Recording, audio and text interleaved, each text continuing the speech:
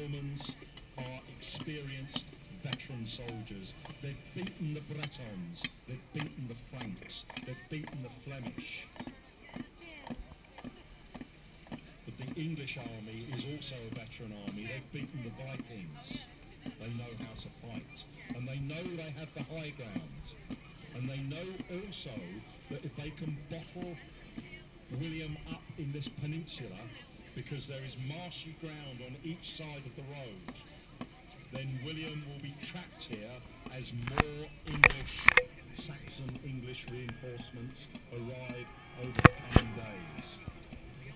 The Normans know they must break out today or face losing the campaign.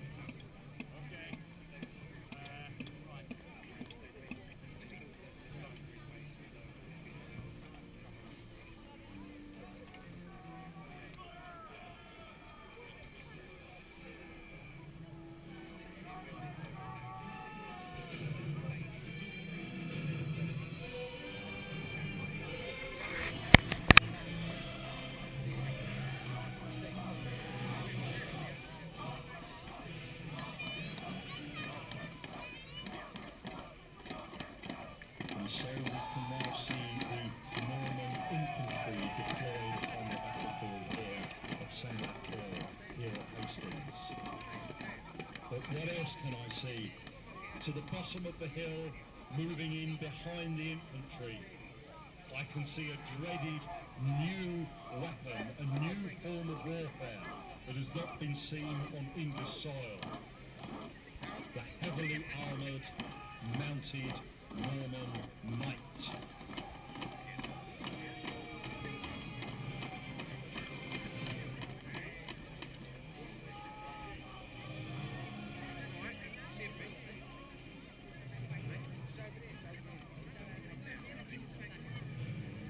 We can now see the Norman knights riding onto the battlefield here at Hastings.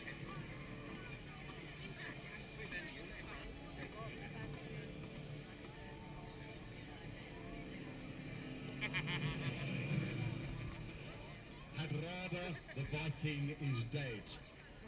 Harold Godwinson is king of the English. But now arrives Duke William, who also claims the throne.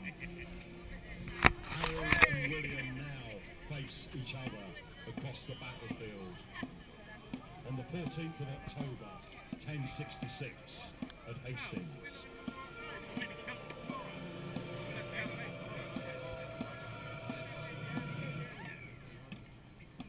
Now the Normans, though they were descended from the Vikings, they were now Christians. And Duke William's half-brother, Odo, was a bishop. And he would give his blessing to the Norman army, to the great adventure that they would come on, to the battle and to the campaign that would be fought. Odo, bishop, would give his blessing to the Norman army.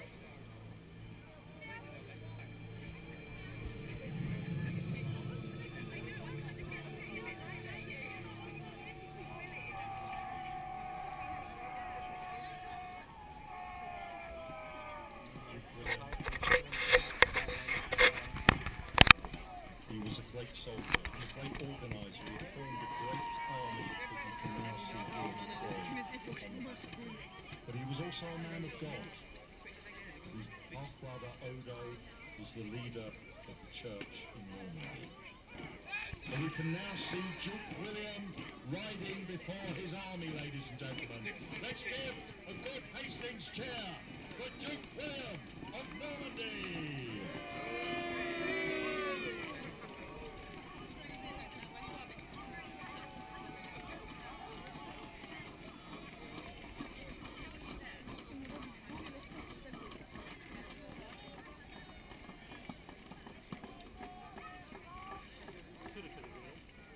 We can see with the Duke, there is the papal banner given to Duke William by the Pope.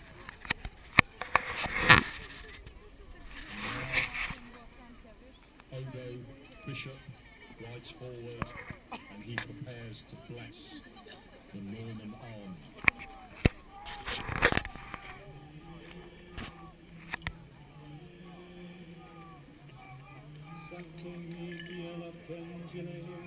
Defendernos in premio contra legitem et insidias diaboles sub presidium imperetur Deus supplicis et preclamor tuque princeps milicia celestis setanum alios spiritus magnos et ad perditionem animarum purgationem in mundo divino virtute eternum decrude nomine Patris et Filius et Spiritus Sancti.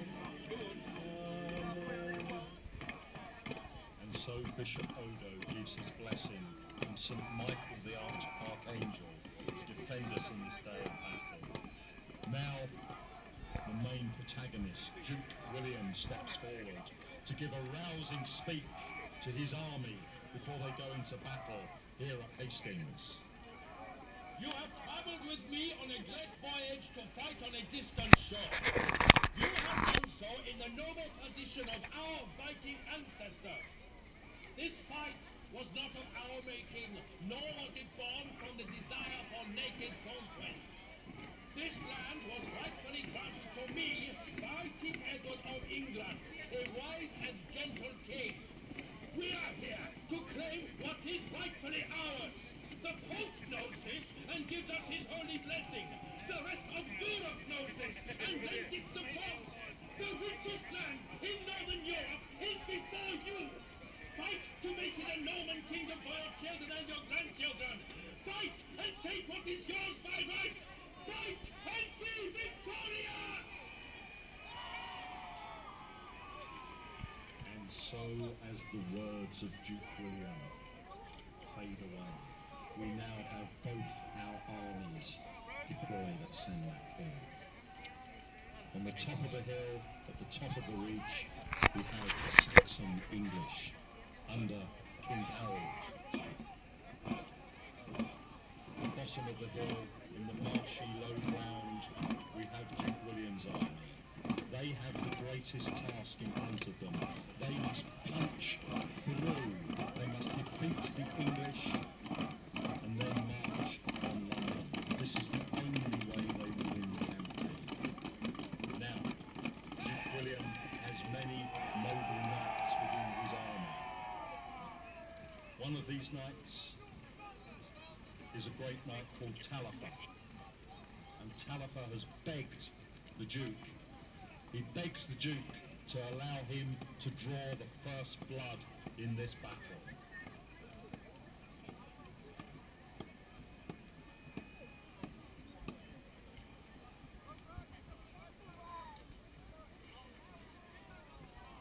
Duke William grants Taillefer his wish. Taillefer will ride out.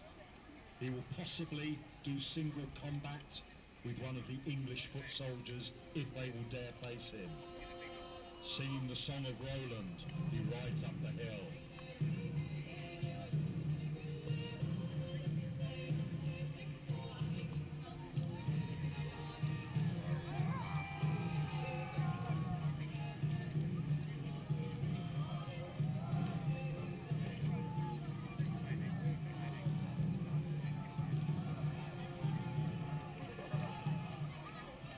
We see Taillefer as he rides up to the English line. One man on his own, ladies and gentlemen. One of the bravest knights in Duke William's Norman army. Prepared to take on all the English on his own. So give him a cheer, ladies and gentlemen. Give a cheer for Taillefer!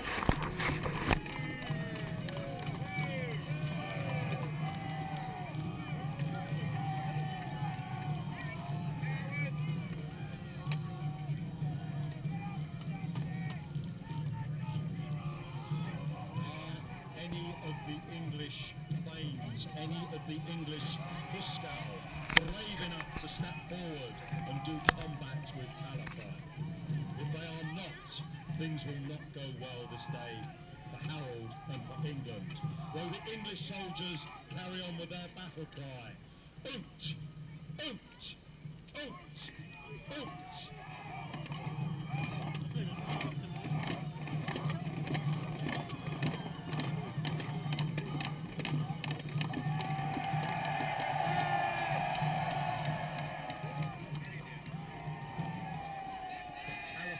Has been brought down.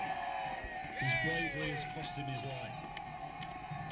The English are victorious in this first combat of the battle. Ladies and gentlemen, round one to King Harold and the English.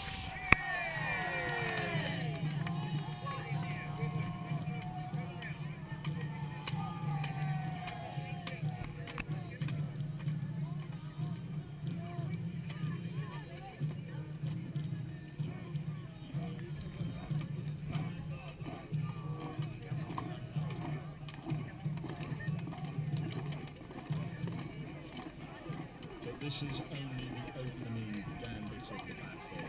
This has given William time to deploy his archers. Now William and Odo have been discussing their tactics before the battle.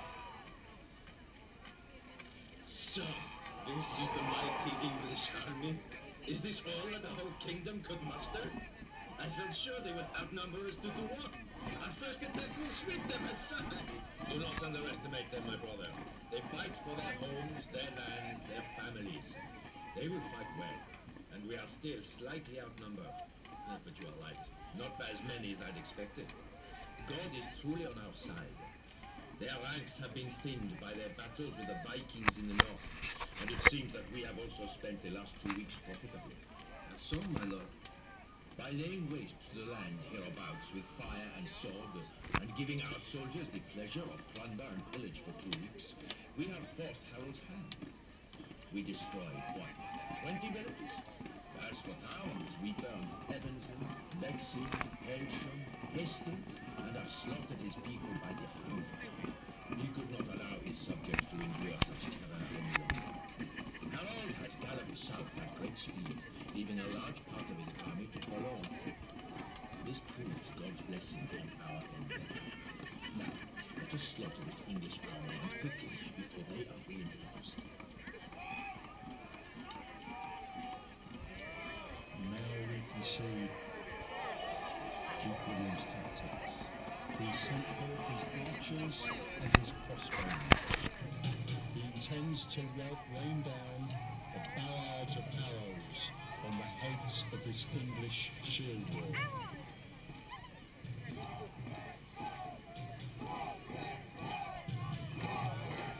The Normans, disciplined, awaiting orders, march forward slowly behind the cover of the arrows that is in front of them.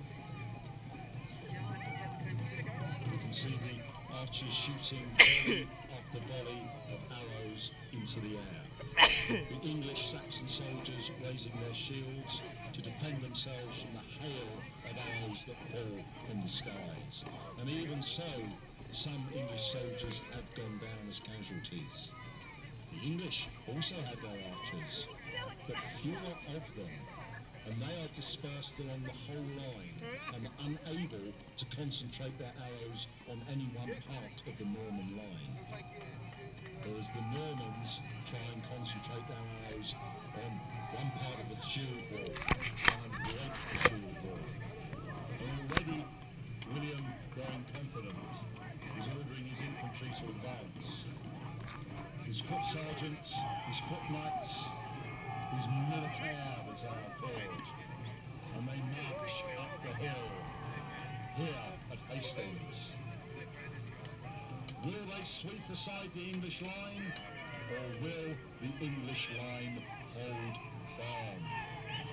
Are you going to shout, ladies and gentlemen, with the English? Are you going to shout, out, out, out, out,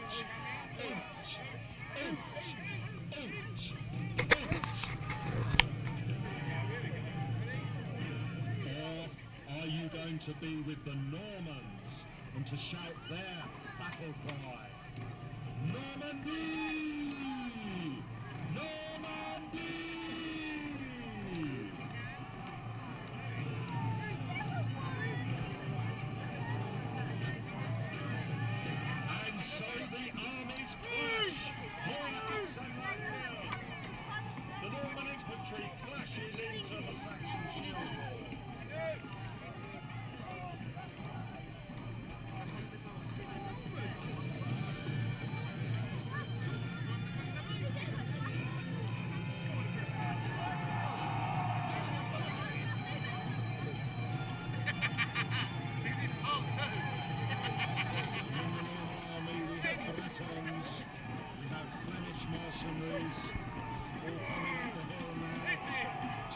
shield wall. Intend to pass through and push the English from the field of battle.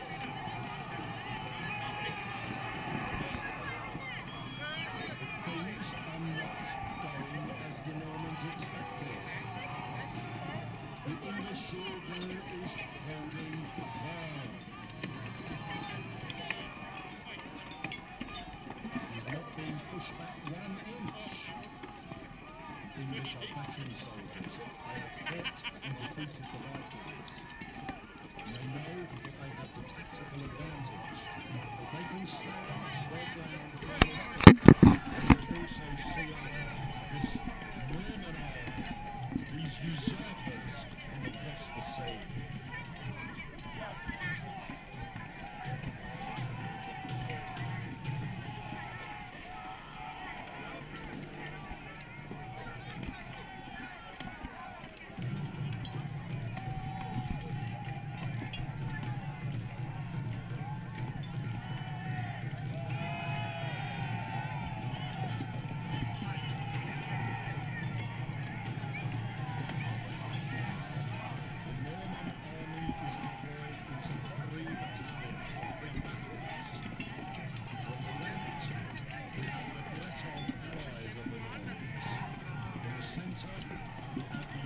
Infantry itself, footlights and sergeants, and on the right hand, the Flemish and the Franks.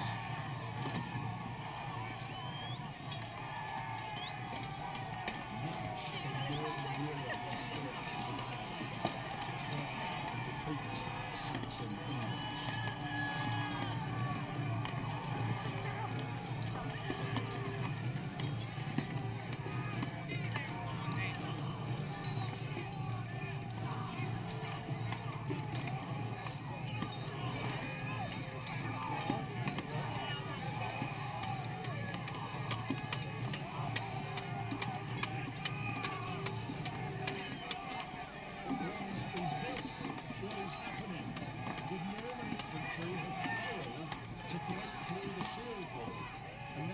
See the Flemish and the Franks withdrawing, the Norman infantry in the centre also withdrawing,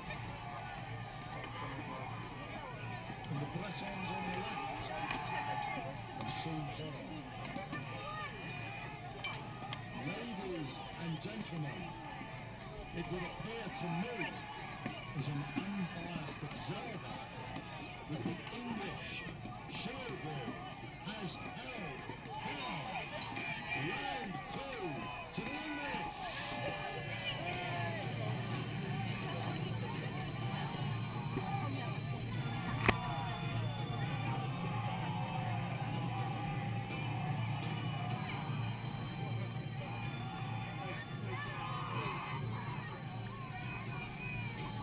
King Harold redresses the lines of his shield wall.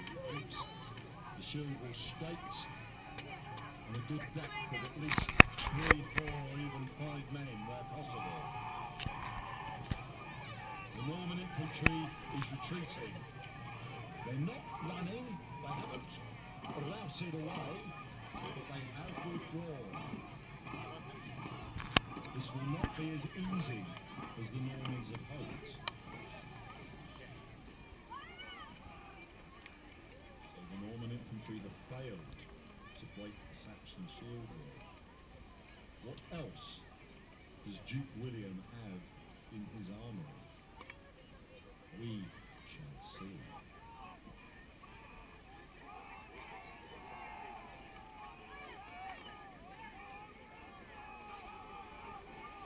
The Norman infantry have withdrawn back through the line of archers.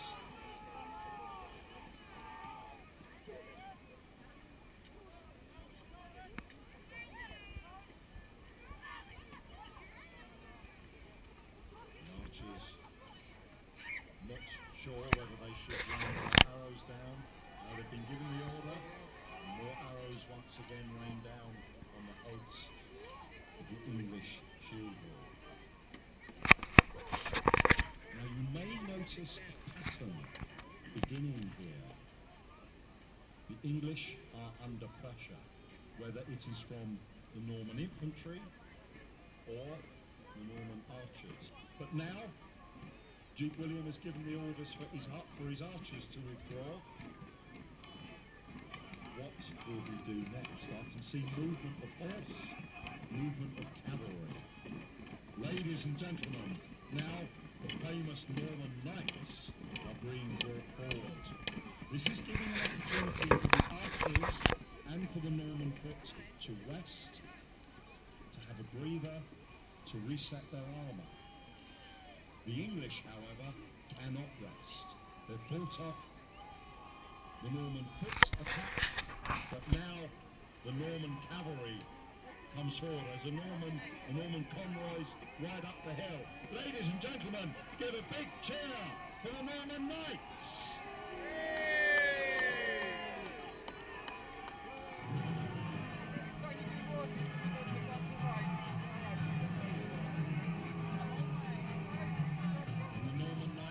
Crashing up the hill, trying to break through the shield wall. They can't do so, so they ride up and down the shield wall, using their javelins and their lances to try and find a weak point, to try and find a gap, so that they can attempt to break through. But the Saxon English infantry are not yielding. However hard the Norman knights try, they cannot find a gap, they cannot break through. And now they ride up and down the shield wall trying to see if they can break these English. But they are not succeeding. This is the first time that the Saxon English has faced enemy cavalry. The first time in history. But they are standing firm. And is this true? Is this what I see? Are even the Norman knights now withdrawing? Is the battle won by the English? Is Harold victorious? Will William now turn his army round and march back to his ships? No, I don't think so. William has attacked with infantry. He has attacked with archers. He has attacked with his cavalry. All have failed to dislodge the English shield wall. But once again, William deploys archers. If he does not succeed the first time, he will try again.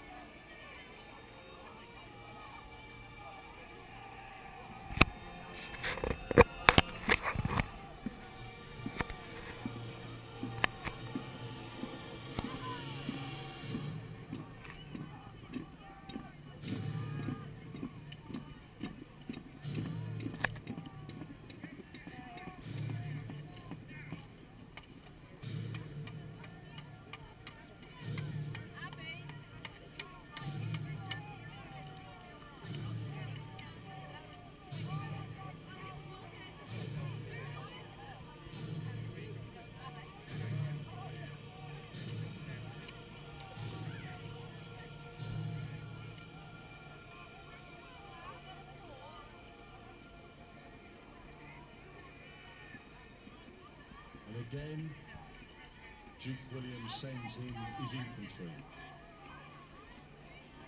They have rested, they have recovered their rank in their file, and once again they march up the hill, this time in an echelon formation.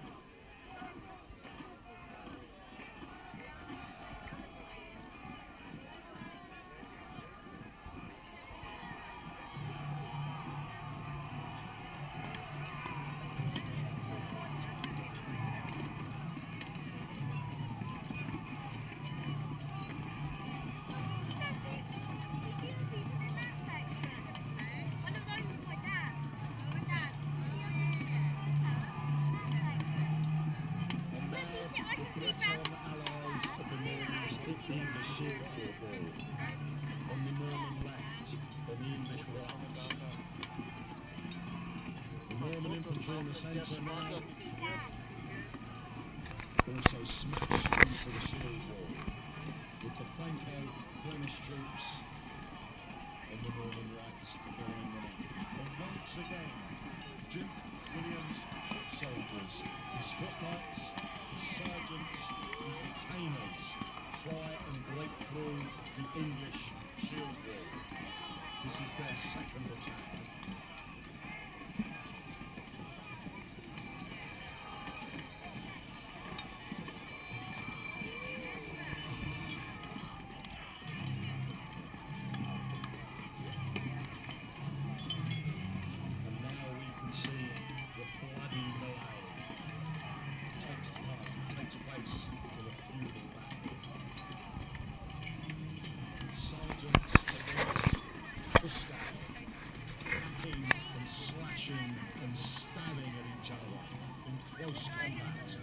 Literally eyeball to eyeball.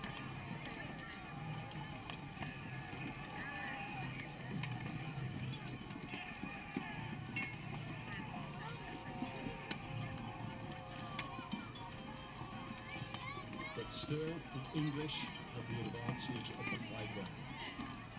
Their shield wall holds firm, even though casualties have been taken from both archery and from the enemy foot. But yet the English shield wall holds firm. Duke William now must be beginning to doubt. Will he win today? Will his forces break the enemy? Or has he made the greatest mistake of his life? Ladies and gentlemen, I can see on the northern left-hand flank the Bretons. They're fleeing in panic. They're running back down the Senlac Hill. Is the battle over? Have the Normans lost? Will the English shield wall have discipline? Will it hold firm? Or will the English go running down the hill after their Norman opponents, after these Bretons who are fleeing in terror?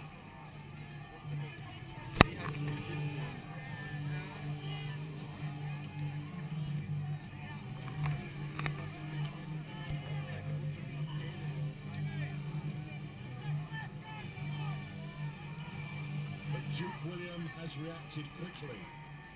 He saw the danger and he has sent in one of his convoys of knights.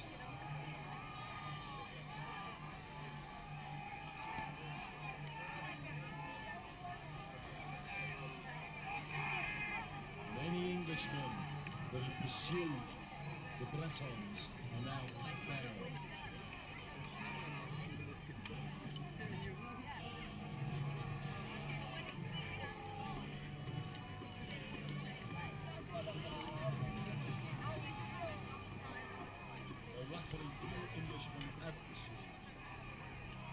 William has managed to stabilise the battle. A rumour is now spreading that Duke William has been unhorsed. Duke William may even be dead.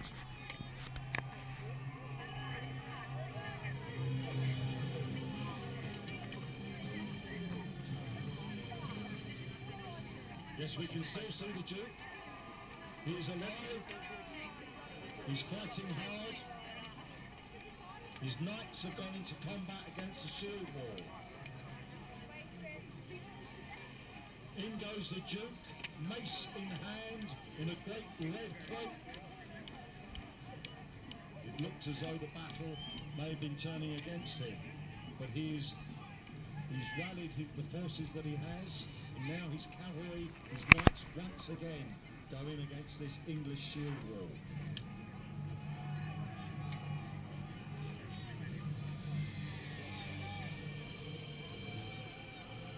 Duke William is showing his own personal bravery. He's not a general that stands at the rear of the army giving directions. No, he has gone in at the lead, at the head of the army, mace in hand, fighting. And Duke William appears to be surrounded by English soldiers. The Duke's life appears to be in peril, ladies and gentlemen. If the English can bring him down, then they may kill him. and then the Norman cause will be lost. But we can see more Norman knights riding to the Duke's aid.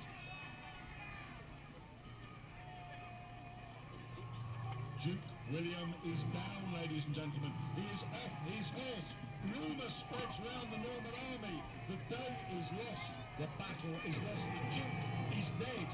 William knows that he must act quickly. He must mount up again as quickly as possible before his own soldiers break and flee from the battlefield. He must rally his army before the day is lost.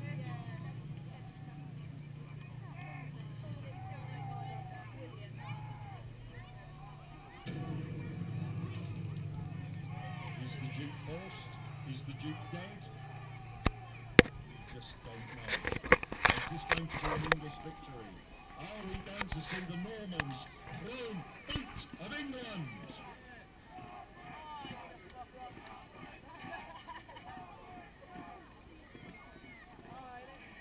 The Norman army now looks in disarray. Men turning left to right, looking at each other. Is the Duke down? Is the battle over? Have we lost? William now must act quickly. Even now, some of the Norman soldiers are thinking, shall they head quickly back to the ships before the day is lost, before they are cut down by the English pursuit?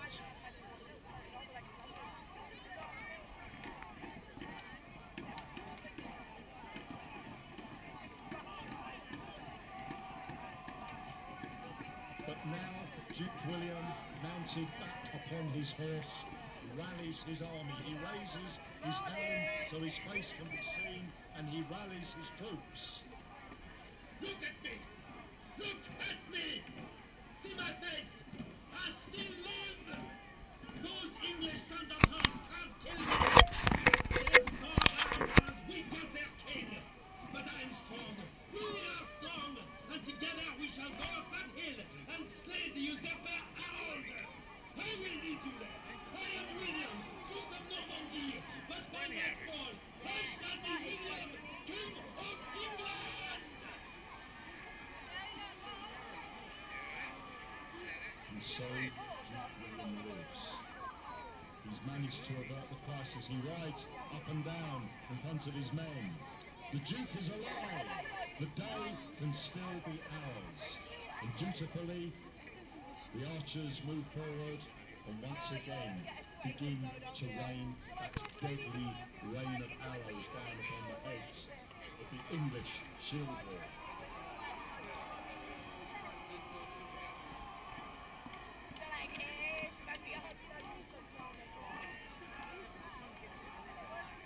Although this is a battle with around 6,000 to 8,000 soldiers on each side, it is also a personal fight between two men, King Harold of Godwinson and Duke William. If Duke William dies, then Harold will be victorious. If Harold dies, then Duke William will be victorious.